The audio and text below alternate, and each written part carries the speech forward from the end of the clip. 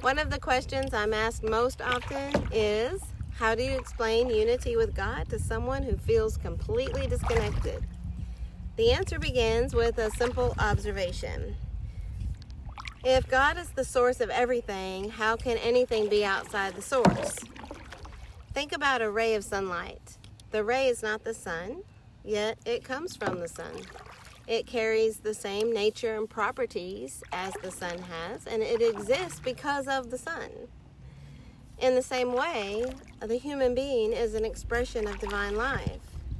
God is the breath that we breathe.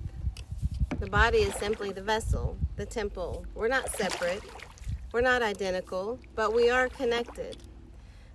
Many of us spend years believing we're alone. I did. Abandoned, forgotten, lost. And life can certainly feel that way. And I've had moments where I felt completely disconnected. Moments where fear seemed louder than faith. Moments where I questioned everything. But over time, I began to see something. The feeling of separation is not the same thing as being separate. A child can dream they've been abandoned, yet their parent remains nearby. Think of a daycare when you drop your child off and you step outside the door and they have a meltdown. A wave can imagine itself isolated, but it's still part of the ocean. A ray can forget the sun, but it never leaves it. One of the most comforting ideas I've ever encountered is this. Perhaps the journey isn't about finding God. Perhaps it's about realizing God was never lost. The search ends exactly where it began, within, right here.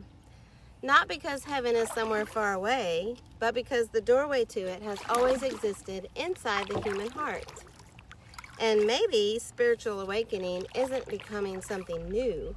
Maybe it's simply remembering that you were never alone, that you were never abandoned, and that you actually have never been separate.